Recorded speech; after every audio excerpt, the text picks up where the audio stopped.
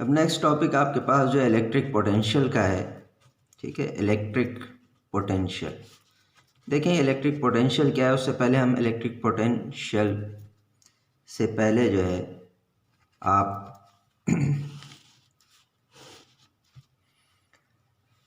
हम देखेंगे electric potential energy, और इसको थोड़ा सा हम ग्रेविटेशनल पोटेंशियल एनर्जी से जो है समझ लेंगे।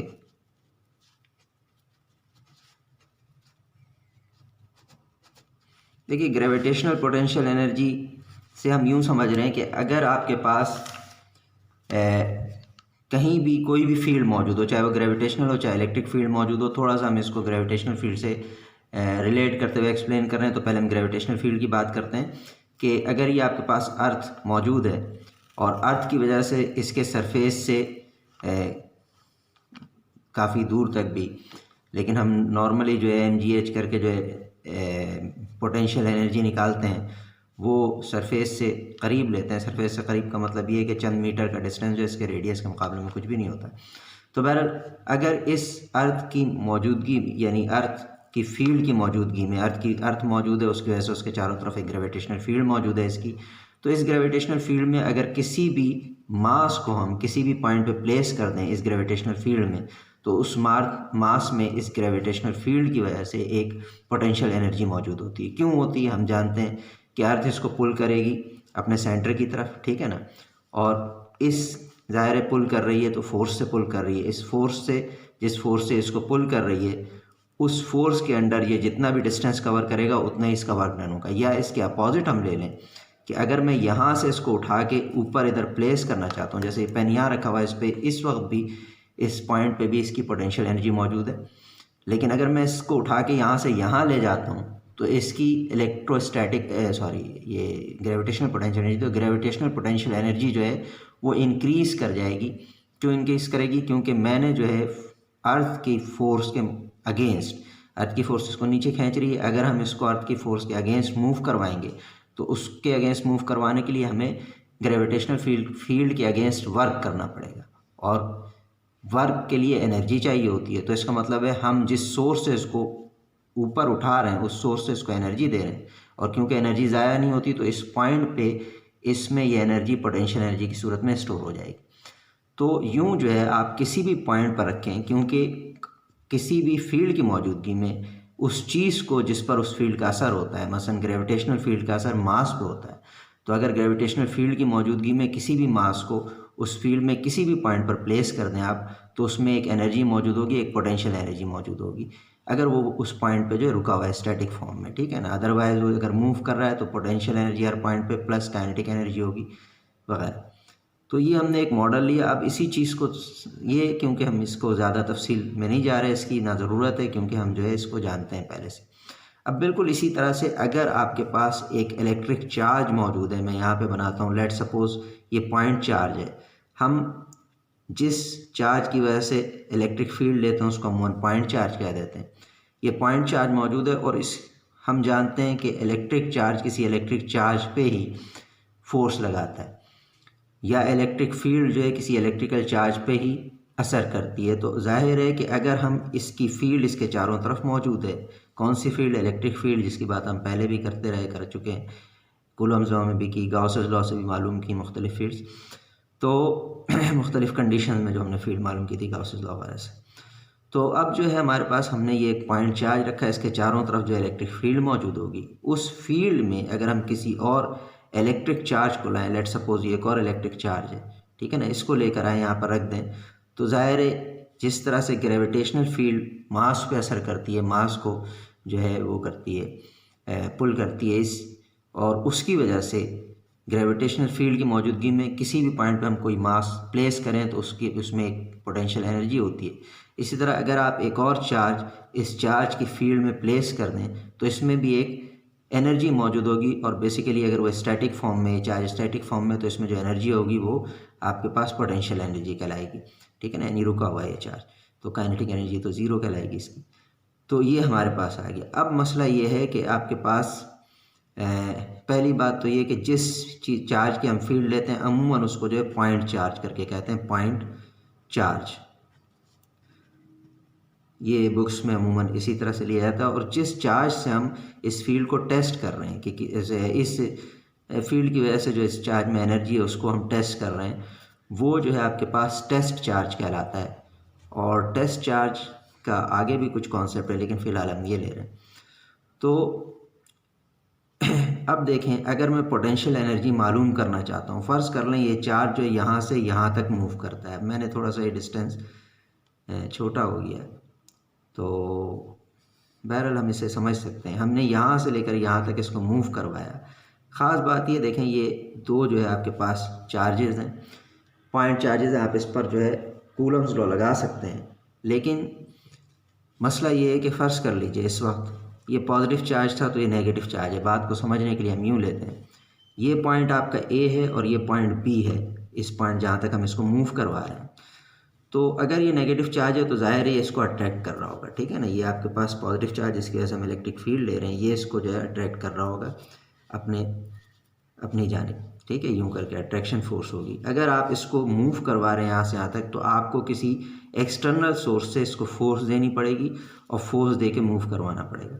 अगर ये पॉजिटिव चार्ज है तो ये पॉजिटिव चार्ज इसको खुद रिपेल करेगा और ये ख़ुद से मूव करेगा। उसकी बात हम कर लेते हैं अभी कि क्या होगा उस सूरत में कि जब पॉजिटिव चार्ज या नेगेटिव चार्ज है। लेकिन फ़िलहाल ये है कि अगर मैं इसका कोई फार्मूला निकालना चाहूँ कि यहाँ से यहाँ तक इसने कितनी एनर्जी गेन की या लूज़ की, जो भी, यानी इस पॉइंट पे प्लेस हुआ होता है, इस पॉइंट से आपने अगले पॉइंट पे प्लेस किया, तो देखें होगा क्या। जैसे हमने यहाँ कहा था कि अगर एक मास यहाँ पे प्लेस हुआ है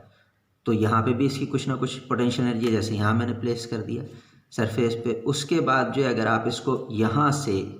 ग्रेविटेशनल फील्ड में किसी और पॉइंट पर प्लेस करेंगे तो उस पॉइंट की पोटेंशियल एनर्जी और इस पॉइंट की पोटेंशियल एनर्जी में फ़र्क होगा। मसलन जैसा कि हमने अभी इसमें कहा था कि अगर मैं इसको उठा के यहाँ से इधर ले जाऊँगा तो इसको यहाँ से इस तरफ मूव करवाने के लिए ग्रेविटेशनल फोर्स के अगेंस्ट मूव करवा रहे हैं, लिहाजा हमें इस पर वर्क करना पड़ेगा और वर्क के लिए एनर्जी चाहिए होती है और एनर्जी ज़ाया नहीं होती, लिहाजा वो एनर्जी इसमें स्टोर हो जाएगी और इस पॉइंट पर इसकी पोटेंशियल एनर्जी इस पॉइंट के मुकाबले में ज़्यादा होगी ऊपर वाले पॉइंट। इसी तरह से अगर यहाँ पे ग्रेविटेशनल फील्ड मौजूद है, अब भी एग्जिस्ट करिए, अगर आप इस मास को इतना दूर ले जाएं कि अट्रैक्शन फोर्स अर्थ की उस पर लग ही नहीं रही, जहाँ अट्रैक्शन फोर्स नहीं लग रही इसका मतलब वहाँ पे अर्थ की ग्रेविटेशनल फील्ड मौजूद नहीं है, तो फिर फील्ड से बाहर अगर आप ले जाएंगे तो फिर तो कोई भी एनर्जी नहीं होगी, पोटेंशियल एनर्जी। लेकिन अगर आप फील्ड के अंदर अंदर हैं तो अर्थ की इस ग्रेविटेशनल फील्ड की वजह से किसी भी पॉइंट पर प्लेस करेंगे तो उस पॉइंट की पोटेंशियल एनर्जी और इसकी पोटेंशियल एनर्जी में फ़र्क होगा। जनरली ये वर्टिकली अट्रैक्ट करती है, तो वर्टिकल डिस्टेंस अगर डिफरेंट होगा, जैसे इस पॉइंट का वर्टिकल डिस्टेंस अर्थ के सरफेस पर है तो अर्थ के रेडियस जितना है, इस पॉइंट का वर्टिकल डिस्टेंस रेडियस से ज़्यादा है, तो इस पॉइंट की पोटेंशियल एनर्जी कम और इसकी जो है ज़्यादा होगी। बिल्कुल इसी तरह से अब जब आपने इलेक्ट्रिकल फील्ड की बात की तो इलेक्ट्रिकल फील्ड में अगर हम एक चार्ज को किसी एक पॉइंट पर रखें और उसके बाद किसी दूसरे पॉइंट पर रखें और यहाँ पर जो है एक पॉइंट जो ए था उसका डिस्टेंस इससे कम था और दूसरा पॉइंट जो बी है उसका डिस्टेंस ज़्यादा है, तो ज़्यादा डिस्टेंस पर जो पोटेंशियल एनर्जी होगी वो अलग होगी और कम डिस्टेंस पर अलग होगी। तो अब ये कितना फ़र्क पड़ा, अगर ये चार्ज फर्स्ट करें पॉजिटिव है और इसके पुल की वजह से मूव कर रहा है तो ए से बी पॉइंट तक कितना डिफरेंस हुआ वो निकालने के लिए हम ये देखेंगे। आप जानते हैं कि जितना भी डिफरेंस होगा उतना ही या तो इस चार्ज को मूव करवाने के लिए, मसलन नेगेटिव चार्ज होता अगर, तो इसको मूव करवाने के लिए इस पॉइंट पर जो इसमें एनर्जी है और इस पॉइंट पर जो एनर्जी है, लेट सपोज इस पॉइंट पर 200 जूल एनर्जी है लेट सपोज, और इस पॉइंट पे जो हमारे पास, चलें हम बढ़ा लेते हैं 300 जूल एनर्जी है, तो आपको 100 जूल एनर्जी किसी और सोर्स से इसको देनी पड़ेगी जो कि इसको इस पॉइंट से इस पॉइंट पे प्लेस करेगी। क्योंकि अगर इस पॉइंट की एनर्जी 100 जूल है इसकी फील्ड की सूरत में, तो इस चार्ज की इस पॉइंट पर ये उसी सूरत में रह सकेगा कि इसकी अपनी एनर्जी भी इस पॉइंट की एनर्जी यानी 300 जूल के बराबर हो, जो कि इस इलेक्ट्रिक या चार्ज की वजह से, जिसको हमने पॉइंट चार्ज कहा, इस पॉइंट चार्ज की फील्ड की वजह से यहाँ पर जो एनर्जी है वो इस पॉइंट चार्ज की फील्ड की वजह से। हम यूँ भी कह सकते हैं कि किसी भी फील्ड में मुख्तलिफ पॉइंट्स पर जो मुख्तलिफ एनर्जी होती है उस फील्ड की वजह से होती हैं। तो आपको क्या करना पड़ेगा कि यहाँ पे ज़्यादा एनर्जी है तो किसी और सोर्सेस को उतनी एनर्जी देनी पड़ेगी। जैसे मैंने सपोज कहते हैं यहाँ 200 जूल या 300 जूल है, तो 100 जूल का डिफरेंस है, 100 जूल का डिफरेंस आपको किसी और सोर्स से इसे देना पड़ेगा जिसके ज़रिए से ये यहाँ पहुँचे। अब कैसे, फ़र्ज़ कर लें हम प्रैक्टिकली देखते हैं, यानी थ्योरीज़ के हिसाब से भी, कि हम ये काम कैसे कर सकते हैं। फर्स्ट कर लीजिए कि ये भी पॉजिटिव चार्ज है, चलें ये भी पॉजिटिव चार्ज है, तो इसकी फोर्स इसको खुद पुल कर रही है। फोर्स के अंडर कोई भी चीज़ मूव करे तो हमारे पास क्या होता है, वर्क डन कहलाता है। वर्क डन किस चीज़ का वर्क डन का फार्मूला क्या होता है, हमारे पास फोर्स के अंडर कोई भी चीज़ डिस्प्लेस हो, डिस्प्लेस का मतलब है उसी फोर्स की डायरेक्शन में डिस्प्लेस हो, तो ये आपके पास वर्क डन कहलाता है। तो देखें अब ये फोर्स जो है ये अपनी डायरेक्शन में इस चार्ज को जो है, जो भी इसकी डायरेक्शन बन रही है, इस चार्ज को जो है डिस्प्लेस करेगा। अगर आप कूलम लॉ लगा रहे हैं तो कूलम लॉ जो डिस्टेंस लेता है दो चार्जेस के दरम्यान वो डायरेक्ट रेडियल डायरेक्शन में लेता है, या दूसरे लफ्ज़ों में स्ट्रेट लाइन पर लेता है डिस्टेंस। तो स्ट्रेट लाइन पर अगर ये मूव कर रहा है यानी इस फोर्स की डायरेक्शन में, तो हम वर्क डन इसका इस पॉइंट से लेके इस पॉइंट तक कैलकुलेट कर सकते हैं। मैं इस मिसाल में बता चुका हूँ कि जितना वर्क डन आपने किया होगा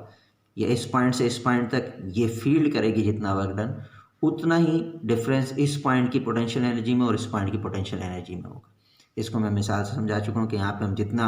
वर्क डन करने के लिए जितनी एनर्जी लगाएंगे, एनर्जी क्योंकि ज़ाया नहीं होती तो इसमें स्टोर हो जाएगी, बिल्कुल इसी तरह इसमें भी होगा।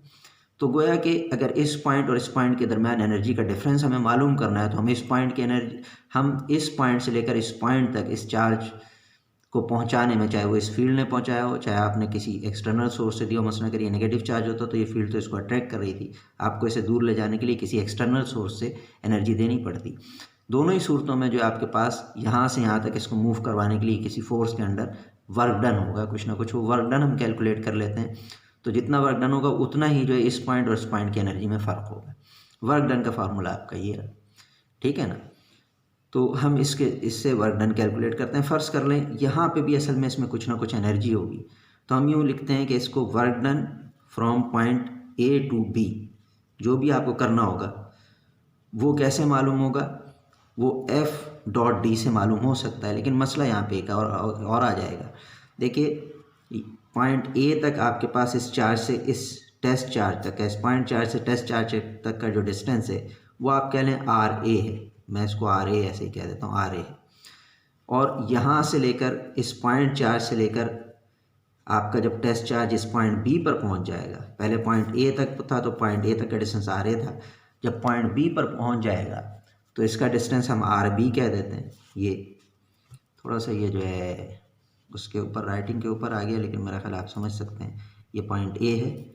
ये वाला पॉइंट मैंने कहा था, और ये पॉइंट बी था, तो इस पॉइंट तक का डिस्टेंस को हम आर बी कह रहे हैं। अब मसला ये है कि जैसे जैसे चार्ज आगे मूव करेगा इसका डिस्टेंस इस टेस्ट चार्ज से, सॉरी इस पॉइंट चार्ज से इस टेस्ट चार्ज का डिस्टेंस,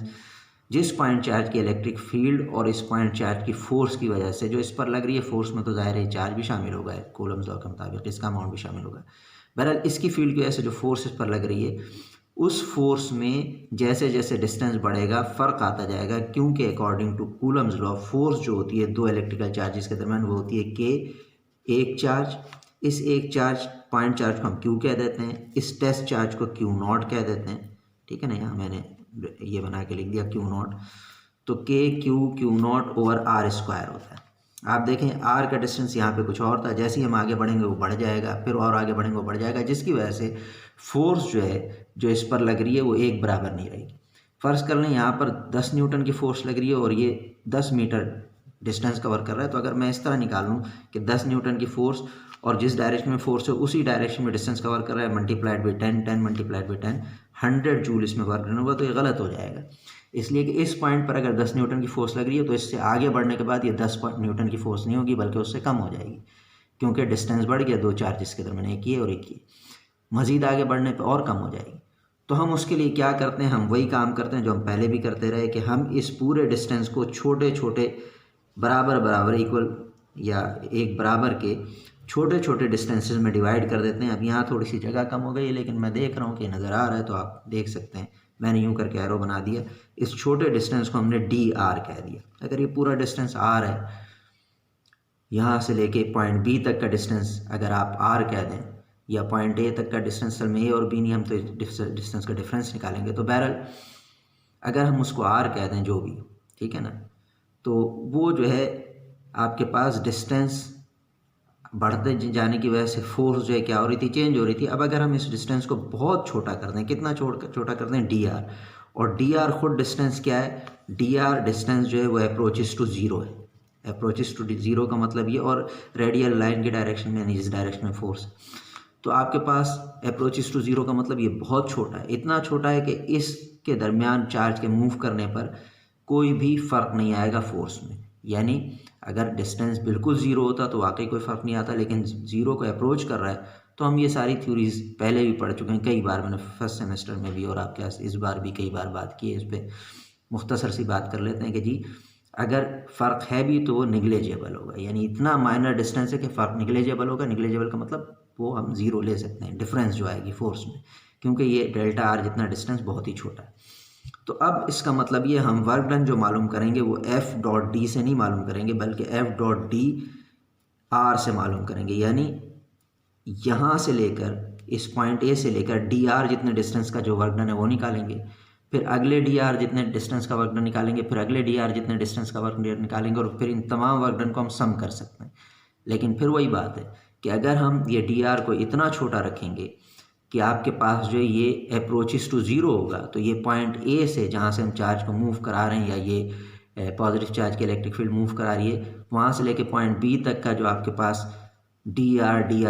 जितनी जो डिवीज़न होगी वो इनफाइनाइट हो जाएगी, बहुत ज़्यादा हो जाएगी। तो उस सूरत में हम क्या करते हैं, उस सूरत में हम इसको बजाय जो है सम करने के इंटीग्रेट करते हैं। तो ये हम इंटीग्रेट करेंगे एफ और डी आर को, और इंटीग्रल का आपके पास जो है वो लिमिट क्या होंगी, पॉइंट ए से हमने शुरू किया था और पॉइंट बी तक, ये हो जाएगा आपके पास। तो जब वर्क डन ए से बी तक आएगा आपके पास, वो आ जाएगा आपके पास। अब एफ़ की मैं वैल्यू लिख लेता हूँ, के आप जानते हैं 1/4 पाई एप्सिलॉन नॉट होता है, इसको भी इधर लिख दें 1/4 पाई एप्सिलॉन नॉट। किस सूरत में एप्सिलॉन नॉट, जबकि इस चार्ज और इस चार्ज के दरमियान डिस्टेंस ए तक भी और डिस्टेंस बी तक भी वैक्यूम हम सपोज कर रहे हैं, कोई और होगा तो फिर एप्सिलॉन आर भी उसका आ जाएगा, कोई और मीडियम अगर इनके दरमियान में होगा तो। बहरहाल ये, और फिर मज़ीद क्या होता था Q1 ये आपके पास Q हमने कहा हुआ है, Q2 आपके पास टेस्ट चार्ज है जिसको हमने Q0 कहा हुआ है। ये दोनों जो आपके पास मौजूद होंगे और मल्टीप्लाइंग और डिवाइडिंग बाई इसके दरमियान का डिस्टेंस, इसको हमने जनरली आर इसका इनटू दिया। और मैं भी ज़रा इसको कंटिन्यू करता हूँ। अच्छा, अब हम इससे आगे कंटिन्यू करते हैं। तो ये डी आर जितने डिस्टेंस पर जो है हम जो फोर्स वर्क डन कैलकुलेट कर रहे हैं उसको हम इंटीग्रेट कर देंगे। यहाँ से यहाँ तक ये बात हो रही थी। तो वर्क डन ए से पॉइंट ए से बी तक जो है आपके पास ये आएगा। देखें यहाँ ये 1/4 पाई एप्सिलॉन नॉट कांस्टेंट है। क्यू जो ये पॉइंट चार्ज है ये भी ज़ाहिर है इसका जो अमाउंट हमने प्लेस किया वही रहेगा, और क्यू नॉट जो है आपके पास जो कि यहाँ पे टेस्ट चार्ज था इसका अमाउंट भी वही रहेगा।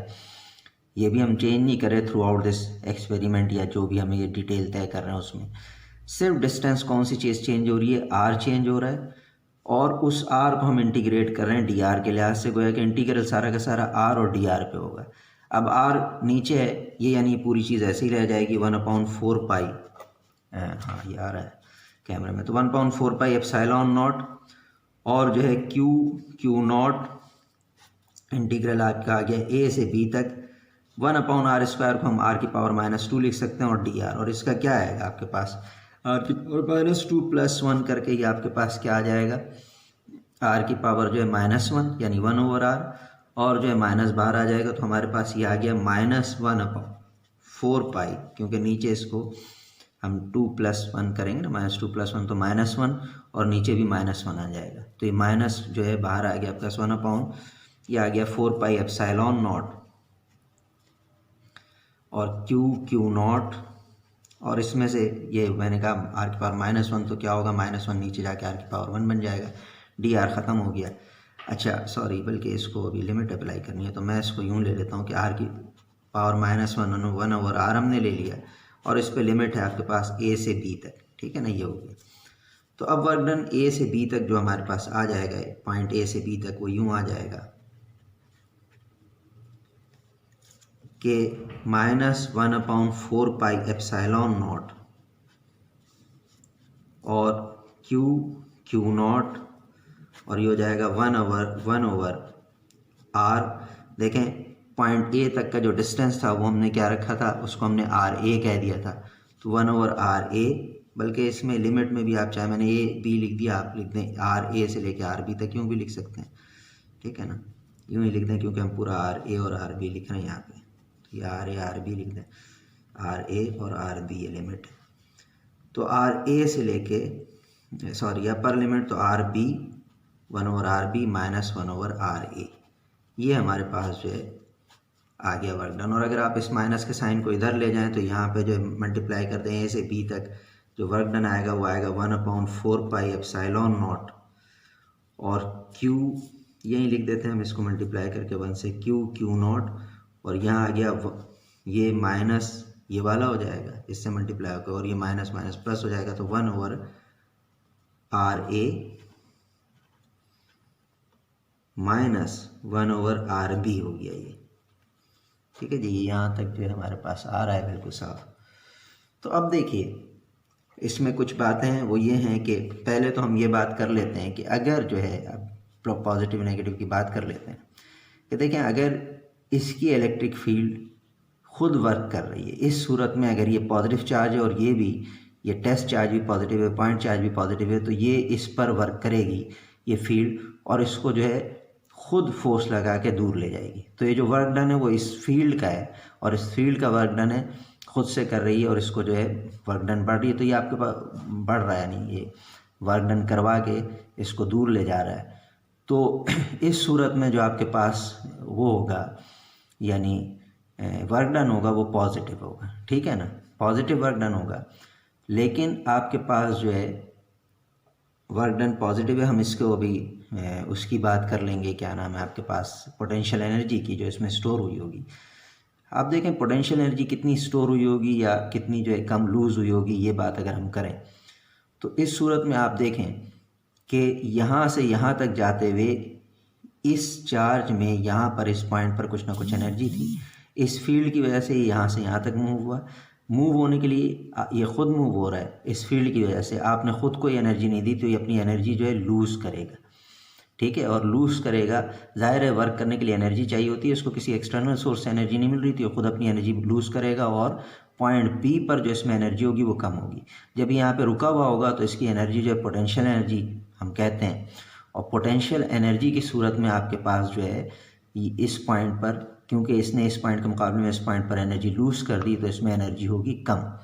गोया कि इस पॉइंट पर एनर्जी ज़्यादा होगी, इस पॉइंट पर एनर्जी कम होगी। तो अब ज़रा हम इसको एक दो बातें और तय कर लेते हैं। पहली बात तो ये कि मैंने डायरेक्ट कह दिया, इसलिए कह दिया कि हम ग्रेविटेशनल फील्ड वगैरह आप लोग पहले देख के आए कि उसमें किस तरह से लिया जाता है। अगर ये फील्ड कंजर्वेटिव है तो कंजर्वेटिव फील्ड में जो वर्क डन होता है वो एक पॉइंट से दूसरे पॉइंट तक के दरमियान जो वर्क डन में फ़र्क आता है आप कह लें, या ज़ाहिर है एक पॉइंट से दूसरे पॉइंट तक प्लेस करने में किसी भी चीज़ को जिस पे उस इलेक्ट्रिक फील्ड का इफेक्ट हो रहा है, यानी यहाँ पे इलेक्ट्रिक उस फील्ड का इफेक्ट हो रहा है, यहाँ पे इलेक्ट्रिक फील्ड है, तो इलेक्ट्रिक फील्ड का इफेक्ट जो चार्ज पे होता है, चार्ज को एक पॉइंट से दूसरे पॉइंट तक प्लेस करने में जो वर्क डन हुआ हो, अगर ये फील्ड कंजर्वेटिव है तो उस वर्क डन को हम जो है पोटेंशियल एनर्जी से शो कर सकते हैं। और ये फील्ड इस वक्त हम, क्योंकि इसमें चार्जेस की तादाद तब्दील नहीं कर रहे कि जैसे चार्जेस की तादाद रखी हुई है, यही कि जैसे डिस्ट्रीब्यूशन चार्ज डिस्ट्रीब्यूशन की वजह से मालूम कर रहा हूँ, तो उस सूरत में जो है आपके पास ये कंजर्वेटिव फील्ड होती है, और जो है आपके इस सूरत में हम जो है वर्क डन को वो पोटेंशियल एनर्जी की सूरत में किसी भी पॉइंट पे अगर कोई चार्ज यहाँ प्लेस हुआ हो तो आपके पास उसकी जो वर्क डन है, जो टोटल एक पॉइंट से दूसरे पॉइंट तक के दरम्यान क्या है, उस वर्क डन को पोटेंशियल एनर्जी के डिफरेंस से शो कर सकते हैं, ठीक है ना। तो ये बात पहले से तय। कंजर्वेटिव फील्ड क्या होती है, वो यही होती है आपके पास इस सूरत में भी जो अभी मैंने बयान किया। दूसरी सूरत ये होती है कि अगर इस चार्ज को एक पॉइंट से दूसरे पॉइंट तक ले जाने में आपके पास जितना वर्क डन इसमें किया है या जितनी एनर्जी स्टोर हुई है वो रिलेटिव टू पाथ होती है, यानी अगर आप उसको स्ट्रेट लाइन पर ले जाएं या यूं यूं घुमा कर ले जाएं, ठीक है, जैसे भी ले जाएं, दो पॉइंट्स के दरमियान जो है आपके पास वर्क डन होगा वो पाथ से हट कर होगा, या आपके पास यानी पाथ डिपेंडेंट नहीं होगा, ठीक है ना। और वो असल में डिस्प्लेसमेंट के ऊपर होता है, यानी आप पाथ जो भी बनाएं, जो डिस्प्लेसमेंट उन दोनों पॉइंट के दरमियान होगा उस पर डिपेंड कर रहा होगा। बेसिकली हम ये कहते हैं कि इंडिपेंडेंट, इसी को हम कहते हैं इंडिपेंडेंट ऑफ पाथ होगा। जिस पाथ से भी ले जाएं जो वर्क करना पड़ेगा दो पॉइंट के दरमियान वो सेम होगा,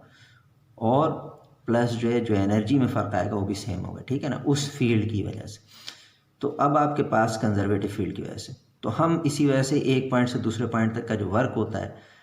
उस वर्क के डिफरेंस को हम पोटेंशियल एनर्जी के डिफरेंस के तौर पे लिख सकते हैं, ठीक है ना, कि क्योंकि वर्क सारा का सारा किस में इस्तेमाल होगा, फील्ड कंजर्वेटिव है तो सारा वर्क जो है इसकी अगर आप किसी पॉइंट पे इसको प्लेस कर देंगे तो इसकी पोटेंशियल एनर्जी में चेंज लाएगा उस पॉइंट, ठीक है ना, एक पॉइंट से दूसरे पॉइंट के मुकाबले में, कि एक पॉइंट पे कुछ थी दूसरे पॉइंट पे कुछ और होगी। तो हम इस वर्क डन को जो इसने 2 पॉइंट के दरम्यान किया उसको पोटेंशियल एनर्जी के डिफरेंस के तौर पे भी लिख सकते हैं।